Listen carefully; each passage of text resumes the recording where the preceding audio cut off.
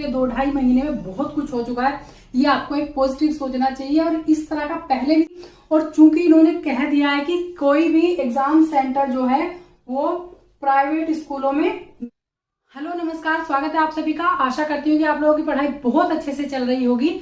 आज इस वीडियो में देखिए चर्चा करेंगे, कुछ ऐसी खबरें हैं रोज आ रही न्यूज़पेपर में जो टीजीटी एग्जाम डेट को लेकर के हैं और नई भर्तियों को लेकर के हैं। बहुत ज्यादा पूछे जाने वाले जो प्रश्न हैं आप ही के द्वारा उनको लेकर के आई हूँ। ये प्रश्न तो सभी का है कि एग्जाम डेट कब तक आएगी, मतलब एग्जाम कब तक होगा, लेकिन बात चल रही है कि जनवरी में आपका एग्जाम हो जाएगा। जो टीजीटी एग्जाम है, खबरों में भी आ रहा है, कल की ही न्यूज है कि जनवरी तक ये जो एग्जाम है टीजीटी ये करा लिया जाएगा। ठीक है, तो इस पे चर्चा करेंगे कि क्या वास्तव में इसमें क्या सच्चाई है कि जनवरी तक एग्जाम हो जाएगा या नहीं। ठीक है, इस पे चर्चा करेंगे। ये तो सभी का प्रश्न है। फिर है, क्या कोई कोर्स खरीद लें, या मतलब जो जितने भी कोर्स लॉन्च हो रहे हैं, आप देखिए आपको पता है कि एग्जाम डेट का थोड़ा सा भनक तो लग गई सबको, तो उसको लेकर के ना जितने भी पता नहीं कितने कोर्स लॉन्च हो गए, हजारों कोर्स, और आपको तरह तरह के प्रलोभन दिए जा रहे हैं। इस बात पे बात करेंगे कि आप क्या कोर्स खरीद लें या नहीं खरीदें, खरीदेंगे तो आपको क्या बेनिफिट होगा, नहीं खरीदेंगे तो क्या लॉस होगा। ठीक है, फिर है कि सिलेबस जल्दी कैसे कवर करें। इन दोनों प्रश्नों पे मेरा ज्यादा फोकस रहेगा। एग्जाम डेट के बारे में तो सभी जानते हैं कि कब तक होने वाली है, और कयास जो लगाए जा रहे हैं वो भी जानते हैं, लेकिन सबसे बड़ा जो फोकस है मेरा इन पे है कि क्या कोई कोर्स खरीद ले इस टाइम पे, इस समय जो माहौल चल रहा है, या फिर सिलेबस को जल्दी से आप कैसे कवर करें। ठीक है, फिर है यूपी टेट या सुपर टेट परीक्षा कब तक होगी भी या नहीं। पीआरटी, टीजीटी, पीजीटी एवं एलटी ग्रेड में कितने पद खाली हैं, ये भी बच्चों के प्रश्न हैं जिन्होंने 2022 वाले में अपना फॉर्म नहीं डाला था, या ये भी जो जिन्होंने डाला था फॉर्म वो भी चाह रहे हैं कि इसका पता चले कि पीआरटी में, टीजीटी, पीजीटी में और एलटी ग्रेड में कितने पद खाली हैं जो अब आने वाली वैकेंसीज हैं। देखिए एक एक करके लेते हैं सभी प्रश्नों को, एंड तक बने रहिएगा, आपके ही प्रश्नों का समाधान है। ये है, देखिए टीजीटी एग्जाम जो है जनवरी में बात चल रही है कि क्या ये रियली हो पाएगा जनवरी में। हम पिछले 2.5 साल से देख रहे हैं कि शिक्षा सेवा चयन आयोग का गठन भी नहीं हुआ था, ना ही उन्हें कोई सदस्य मिला था। ठीक है, हम सभी देख रहे हैं कितना डिले हो रहा था सब कुछ, लेकिन अभी के माहौल को देख करके पिछले 2 महीने के अंदर अंदर जितनी भी चीजें आपके शिक्षा सेवा चयन आयोग में थी सब कंप्लीट कर ली गई हैं। स्थायी अध्यक्ष महोदया मिल गई हैं, और जो आपके परीक्षा के कंट्रोलर हैं वो भी मिल चुके हैं, सभी कुछ हो चुका है। तो इसको देख करके तो एक आस सी जगी है कि हाँ एग्जाम अगर जनवरी में भी नहीं हुआ तो फरवरी तक शायद आपका हो जाएगा। बोर्ड की परीक्षाएं भी आसपास होती है वहां पे, हाई स्कूल और इंटर की, और चूंकि इन्होंने कह दिया है कि कोई भी एग्जाम सेंटर जो है वो प्राइवेट स्कूलों में नहीं होगा, है ना, तो हो सकता है इसके पीछे इनकी मंशा ये भी हो कि बोर्ड के एग्जाम जो होंगे वहां पे भी काफी अच्छा बंदोबस्त होता है परीक्षा कराने के लिए, तो उसी इंतजाम को ये भी यूज कर ले परीक्षा कराने के लिए। इसलिए शायद बोर्ड के एग्जाम के आसपास ये बोल रहे हैं कि उस टाइम पे हम एग्जाम करा देंगे टीजीटी पीजीटी का, क्योंकि इन्होंने खुद एक्सेप्ट किया है कि जो यूपी की अभी भर्ती हुई थी सिपाही की, उसमें उसके बाद ये दूसरी सबसे बड़ी भर्ती होगी, तो इसके इंतजाम भी आपको ज्यादा करने हैं।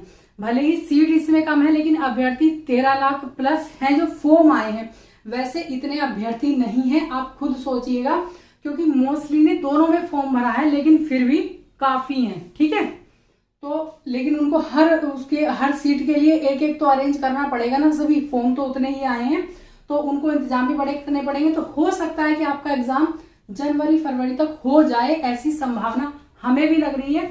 इसीलिए लग रही है क्योंकि पिछले जो 2.5 साल से कुछ नहीं हुआ, लेकिन पिछले 2-2.5 महीने में बहुत कुछ हो चुका है। ये आपको एक पॉजिटिव सोचना चाहिए, और इस तरह का पहले भी सबके साथ होता है। जो पहले एग्जाम हुए हैं, आपको याद होगा कि 2011 का जो टीजीटी पीजीटी पेपर था वो 2016 में हुआ था, 12, 13, 14, 15, 16, 5 साल बाद वो एग्जाम हुआ था। तो ये तो बहुत छोटा सा टाइम, मैं आपको डिमोटिवेट नहीं कर रही हूँ, आपको मोटिवेट कर रही हूँ। आप फिर भी खुशकिस्मत है कि अभी ये एग्जाम शायद हो जाएगा, ज्यादा बड़ा कोई प्रॉब्लम नहीं है। ठीक है, कहने और करने में बहुत अंतर होता है, वो मैं जानती हूँ, लेकिन पॉजिटिविटी बनाए रखना आपका काम है।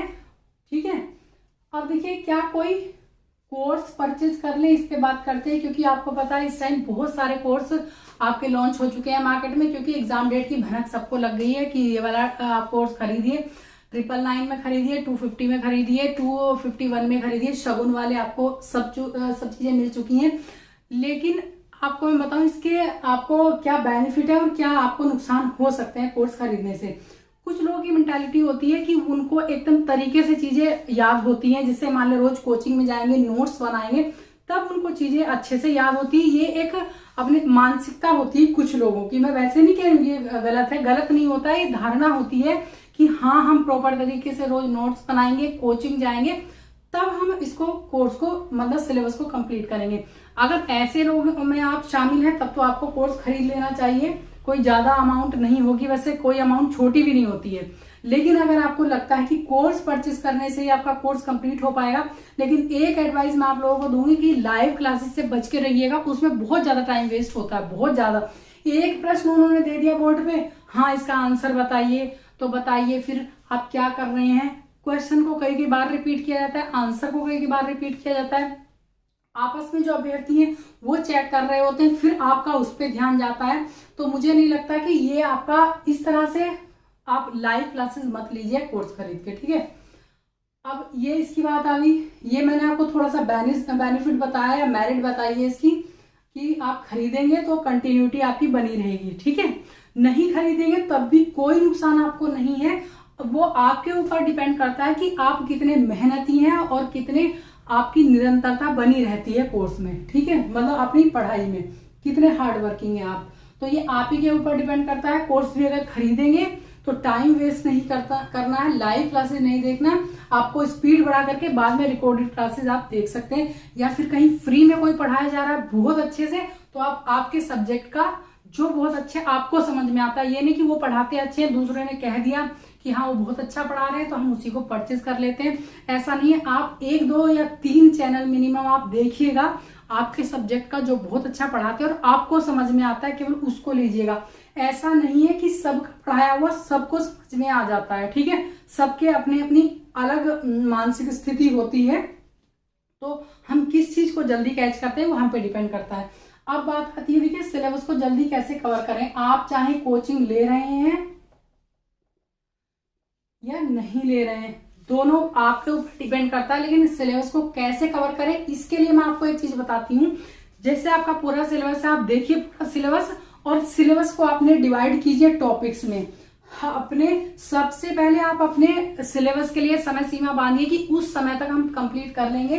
अब आपके पास 3 महीने से भी कम टाइम है, 3 महीने की आप समय सीमा बांध दीजिए कि 3 महीने में पूरा सिलेबस आपको कंप्लीट कर लेना है। पूरा जितना भी है आपका सब्जेक्ट जो भी है आप उसको, जैसे हम इंग्लिश की बात करते हैं, हम सब्जेक्ट अपना मतलब अपना सिलेबस पूरा कर लेंगे। फिर उसके बाद आपने 3 महीने इसको दे दिए, तो हर टॉपिक को, ये टॉपिक चल रहे हैं, टॉपिक को समय सीमा के अंदर बांध करके आप कीजिए कि इस टॉपिक को हम इतने घंटों में कर लेंगे। हर रोज घंटों में टॉपिक को बांधिए कि इतने टाइम में या इतने दिन में हम इस टॉपिक को कवर कर ले जाएंगे। जो छोटा टॉपिक है आप उसको 1 दिन के अंदर कंप्लीट कर सकते हैं, फिर उसको रिवीजन भी करेंगे दूसरे दिन, तीसरे दिन, और हफ्ते में एक बार सारा जो आपने पढ़ लिया है पिछला उसको रिवाइज करेंगे, ठीक है। संडे रख लीजिए या सैटरडे रख लीजिए, जो भी दिन आपको एक सूटेबल है उसको रखिए। लेकिन आप टॉपिक के ना घंटे या मिनट डिसाइड कीजिए, बांध लीजिए उसको समय सीमा में, तभी आप कंप्लीट कर पाएंगे। अगर आपने छोड़ दिया कि हाँ कंप्लीट कर लेते हैं, तो कभी नहीं होगा, कभी भी आप पूरी जिंदगी सिलेबस कवर नहीं कर पाएंगे अगर आपने समय सीमा में नहीं बांधा है। आपने देखा है कि जब हम पढ़ते हैं हाई स्कूल, इंटर, जो भी है, एक समय सीमा के अंदर हमें अपना कोर्स कंप्लीट करना होता है, ठीक है।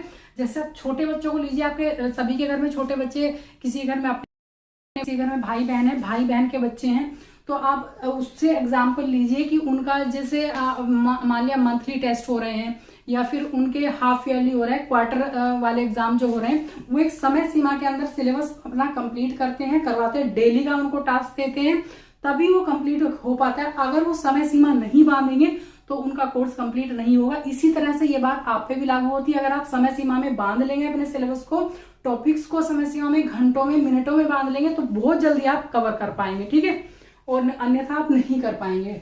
जैसे हम रेस को ले लीजिए फॉर एग्जाम्पल, कोई रेस है, रिकॉर्ड जो बनते हैं मिनिमम टाइम में बनते हैं, उसी मान लिया एक किलोमीटर की रेस है, उसी को कोई 1 घंटे में भी पूरा कर सकता है, लेकिन रिकॉर्ड जो बनते हैं मिनटों में बनते हैं। 1 किलोमीटर की तो मिनट में ही बन पाएंगे, ठीक है। या फिर मान लिया 200 मीटर, 400 मीटर, 500 मीटर जो है वो सेकेंड्स में या मिनट्स में बनते हैं रिकॉर्ड्स। उतनी समय सीमा में आप कर पाएंगे उसको पार, तब तो आपका रिकॉर्ड बनेगा। नहीं तो अगर आप चाहें कि हम अपने मन से दौड़ेंगे तो कोई रिकॉर्ड नहीं बनेगा। इस तरह से इसमें है समय सीमा में बांध के आप अपना सिलेबस पूरा करेंगे तो आपका सिलेक्शन पक्का होगा, ठीक है। कोर्स के ऊपर ज्यादा ध्यान इसलिए दिया क्योंकि आपको कोर्स अपना मतलब सिलेबस पूरा करना है, तभी आप कुछ कर पाएंगे। एनालाइज कीजिए, देखिए कि किस टॉपिक में आप वीक हैं, उसको फिर ज्यादा समय दीजिए। कुछ समझ में नहीं आ रहा है तो उसका टॉपिक सर्च कीजिए अच्छे से। ऐसा नहीं कि टाइम वेस्ट किया जाए, सर्च करके अपनी कमियों को देखिए कहाँ पे कमी रह जा रही है, ठीक है। फिर उसके बाद मॉक टेस्ट या फिर अपने जितने भी टेस्ट आपने लगाने हैं, मॉक टेस्ट है या प्रैक्टिस सेट है, मैं बता चुकी हूँ आपको कहाँ से लगाने हैं, क्या लगाना है वो ही मैं बता चुकी हूँ। इसकी बात हो गई पूरी कि आपको सिलेबस किस तरह से कवर करना है। समय सीमा में बांधिए तभी आप पूरा कर पाएंगे, ठीक है। अब देखिए यूपी टेट या सुपर टेट परीक्षा कब तक होगी। आपको पता है कि टीजीटी एग्जाम के बाद ही होगी। अब वो जब वो हो जाएगा तब हम कह सकते हैं कि ये एग्जाम तब तक हो पाएगा, ठीक है। होगा जरूर सब कुछ, लेकिन चूंकि सभी चीजें राजनीति से प्रेरित हैं तो थोड़ा सा समय लग सकता है। अपनी तैयारी जरूर करते रहिएगा, पढ़ाई मत छोड़िएगा, कंटिन्यूटी बना के रखिएगा। सिलेक्शन उसी का होता है, मैं बार बार कहती हूँ, जो कंटिन्यूटी बना करके रखता है, हार्ड वर्किंग होता है, ठीक है। अब है पीआरटी, टीजीटी एवं एलटी ग्रेड में कितने पद खाली हैं। इनको जो अभी एग्जाम होना है जीआईसी और टीजीटी का, उनको छोड़ करके पीआरटी में, टीजीटी और एलटी ग्रेड में पद कितने खाली हैं। ब्यौरे तो रोज मंगाए जा रहे हैं, पद भी बहुत सारे खाली हैं, सभी में कम नहीं होंगे, क्योंकि आपको पता है कि सबसे बड़ा राज्य है उत्तर प्रदेश जनसंख्या के मामले में, तो बहुत सीटें इसमें खाली होंगी। बहुत पिछले 2018 से एक तरह से कोई एग्जाम नहीं हुआ, तो बहुत सारी, अगर हम मिनिमम भी बराबर भी बांटे सबको तो लगा करके पीआरटी में सबसे ज्यादा निकलनी चाहिए, फिर टीजीटी, फिर एलटी ग्रेड में, सभी में अगर हम इक्वल भी बांटे तो कम से कम 15 से 20 हजार से ज्यादा पद सभी में खाली हैं, अगर ईमानदारी से इनको भरा जाएगा तो, ठीक है। तो इस वीडियो में इतना ही। आई होप लोगों की जो क्वेरीज थी वो सभी का आपको आंसर मिल गया होगा, लेकिन अपनी पढ़ाई जरूर जारी रखिएगा, कंटिन्यूटी बना करके रखिएगा और दिमाग अपना पॉजिटिव रखिएगा। सबसे बड़ी चीजें हैं, देखिए, निरंतरता, सकारात्मकता